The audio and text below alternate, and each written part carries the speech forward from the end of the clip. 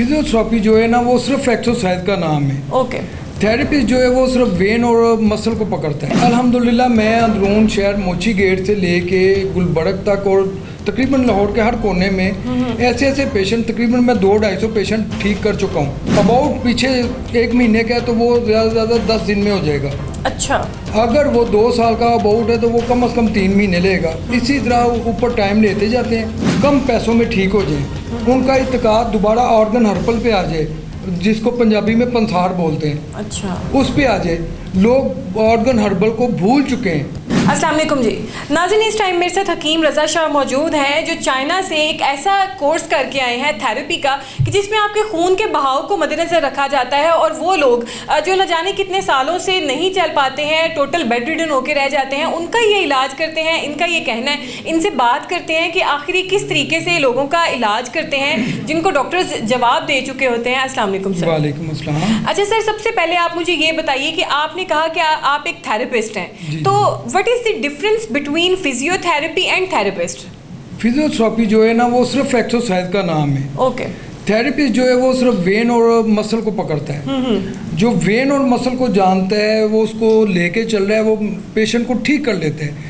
Physiotherapy सिर्फ exercise करवाते हैं। अच्छा। फॉर एग्जाम्पल जो एक पैरालाइज बंदा पड़ा हुआ है उसको जाके उसने आधा घंटा उसको सिर्फ एक्सरसाइज करवानी है कि उसकी ब्लड सर्कुलेशन चालू हो। ये तरीकाकार नहीं है उसका, वो होती है, मैं मानता हूँ उसे, लेकिन ब्लड सर्कुलेशन चालू करने के लिए उसकी मेन और मसल को लेके चलो।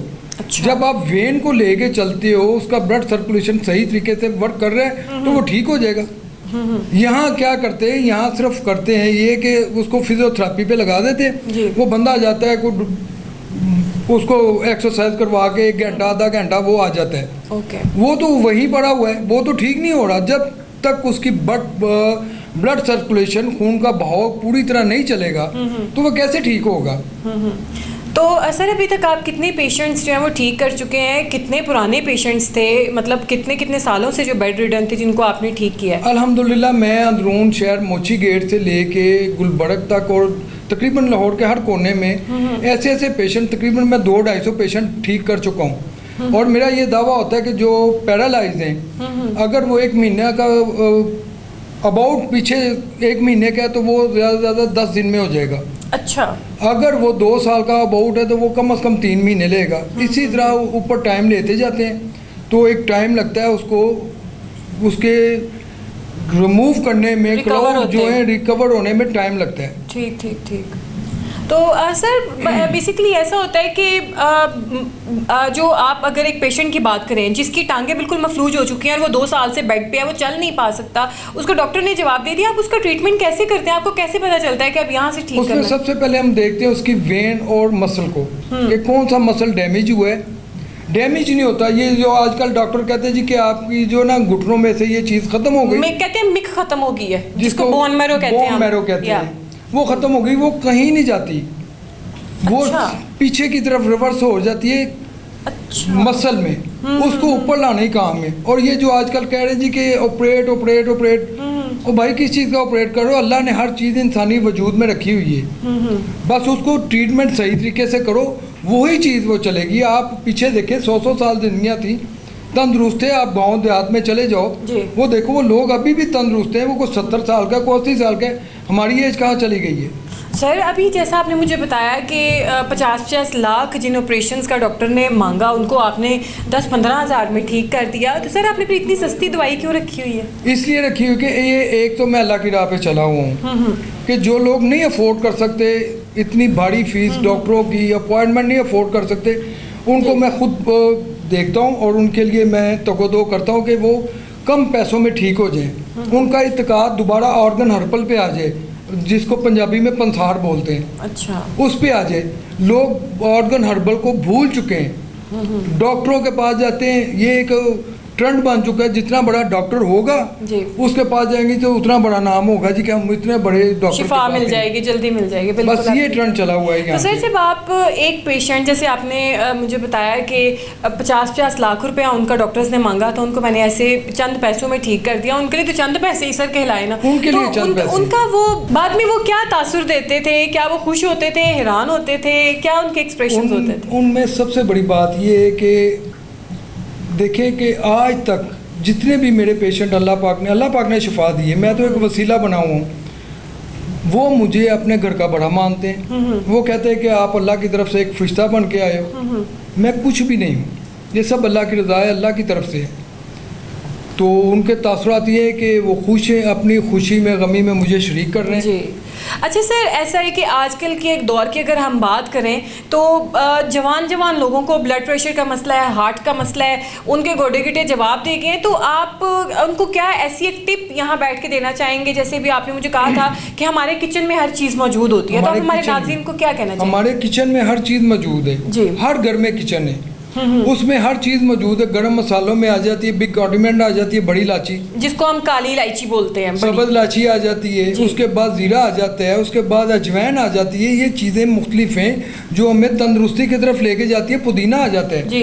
आप फॉर एग्जाम्पल, जिसको वो पंजाबी जी कहते हैं जी कुरल पड़ गई है, जी जी, और आजकल तो पड़ती हैं, बड़ी वो पड़ती हैं। उसमें छोटा सा लोगों के लिए टोटका होगा। मेरे लिए तो बड़ी रिसर्च के बाद इस मंजिल पे पहुंचा हूँ जी। कि पुदीना उसको लें, उसके 10-12 पत्ते उतारें, 1 कप पानी में डालें, उसको तकरीबन 10 दिन लें आप, बॉयल करके कावे की तरह से पिए, ज़िंदगी में कुरल नहीं पड़ेगी। अच्छा, हमारे एक सिस्टम बन चुका है कि हम शुगर वगैरह कुछ भी ऐड नहीं ऐड करना। अच्छा। अगर आप ब्लड सर्कुलेशन की बात करते हो तो उसमें सबसे बड़ा हमारे किचन में गार्लिक है। जी जी, जिसे पंजाबी में थोम बोलते हैं, जी, लहसुन बोलते हैं उर्दू में। जी जी। उसको ले लें आप, उसका कावा ले लें, वो आपके ब्लड सर्कुलेशन को सही करेगा। हमारे यहाँ इन चीज़ों को भूल चुके हैं। जितना बड़ा डॉक्टर होगा उतना बड़ा नाम होगा। तो सर आजकल जो लोगों के टखने घुटने गोडे गिट्टे रहते जा रहे हैं, वो क्या ऐसा करें कि वो अपनी रूटीन में वापस आ जाएं? वो सबसे पहले अपनी डाइट की तरफ तवज्जो दें और देसी खानों की तरफ आएँ। ये फास्ट फूड को भूलना बेहतर है, इसको छोड़ दें जी, तभी वो ठीक होंगे। अच्छा सर, वो भी गोंद कतीरा तो लेने का। और ये जो आप देख रहे हो कि गोंद कतीरा, लोग पंसारी की दुकान पे जाते हैं जी, वो जी मैदे के लिए कोई ऐसी चीज़ तो गोंद कतीरा देते हैं जिसमें अल्लाह पाक ने इतनी शफा रखी हुई है कि हमारे गोडों गिटों में जो वो कहते हैं जी गम कम हो गई है, उसके लिए भी वो बेहतरीन है। और वो बलंगू जिसे तो हम लंगा बोलते हैं। और हम शरबत तो भूल ही चुके हैं, हम पेप्सी और दूसरी चीज़ों पे लगे, स्प्राइट कोक पे लगे हुए हैं। हम शरबत तो भूल ही चुके हैं जो हमारे दिल को तकवीयत देते हैं, हमारे बॉडी को तकवीयत देते हैं। हम उस चीज़ों से बहुत दूर हो चुके हैं। अगर ये चीज़ें आप यूज़ करते हैं तो आपको रिजल्ट मिलेगा। आप अपने खानों में गार्लिक ज़्यादा इस्तेमाल करो, तो सर जिंजर इस्तेमाल करो। सर आजकल ब्लड प्रेशर भी बहुत बड़ा मसला है लोगों का, तो वो कैसे कंट्रोल किया जाए? उसको तो आप पानी से ठीक कर सकते हो। अपनी डाइट में पानी की मिकदार बढ़ाओ। और आप जब नहा के निकलते हो 1 गिलास पानी का लाजमन पियो। अच्छा सर, तो उससे क्या होगा? ब्लड प्रेशर जो है वो कंट्रोल में रहेगा। अच्छा, जिस वक्त आप इसको बना लेते हो अपनी एक ज़रूरत के तहत कि मैंने इसका इलाज करना है, तो मेडिसिन नहीं है, एक पानी का गिलास है, आप नहा के निकले हो तो पानी पी लो। ठीक है। तो जी, तो नाजरीन गुफ्तगू आपने सुनी। हकीम साहब ने बिल्कुल ठीक कहा कि हम मुल बीमारियां लेके आते हैं, कोक स्प्राइट जंक फूड की सूरत में हम ये ख़रीद कर बीमारियां घर लेके आते हैं। अपनी ज़िंदगी को दोबारा से हर्बल करें, ऑर्गेनिक करें, और इसी वजह से जो बीमारियों की जो रेशो है ये कम हो सकती है और इंसान एक हेल्दी लाइफ अपना सकता है। हमें दीजिए इजाज़त। अल्लाह हाफ़िज़।